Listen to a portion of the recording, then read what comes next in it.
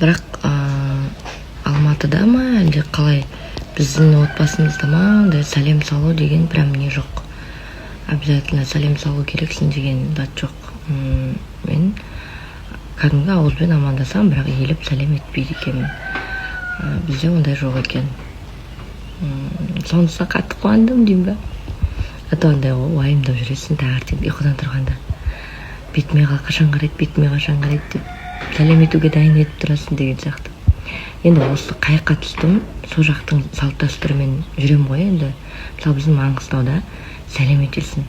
Даже сәлем еткен кезде де дұрыс сәлеміңізде алмай жатады ғой, бір кейде бір жаман да сондай кездері. Сондықтан осяқтың затына көнеміз, қандай болса солай жасауға тырысамыз. Но сәлем салмайды екенмін. Тек ауызбен амандасып солай. Жоқ, енді сәлем салатындар да бар шығар Алматыда, енді бәрін сәлем салмайды демей қойын. Мен өзім ағайындарым тоже Алматыда тұрады, олар сәлем салып жатады. Бірақ екі жақтың сәлем салуы әртүрлі да. Маңғыстаудың сәлем салуы басқаша, Алматының сәлем салуы басқаша деген сияқты да. Сол, жалпы біздің үйдің ондай прям несі жоқ, сәлем салу деген.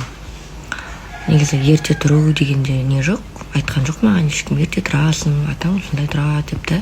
Просто мен өзім сұрадым жолдасымнан, ата нешеде тұрады, үйдегілер нешеде тұрады деп.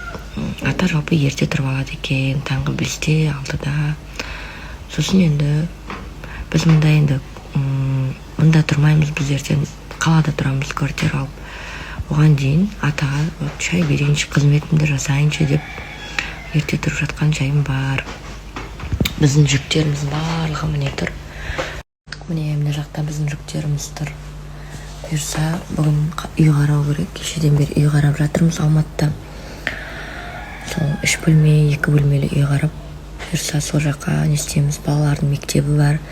Әлі мектептерін дайындаған жоқпын. Потому что бізде оған уақыт болмады мектепке.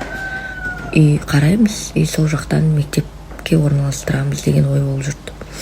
Сол енді бұйырса бүгін үй қарау керек. Ертеңгі күні бөлек шығып кеткен кезде түсінбей қалмаңыздар деп айтып жатқаным ғой. Біз бәрібір бөлек кетеміз. Сол.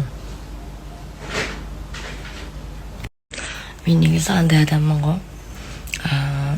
Сыйлағанның құлы болып кететін адаммын да.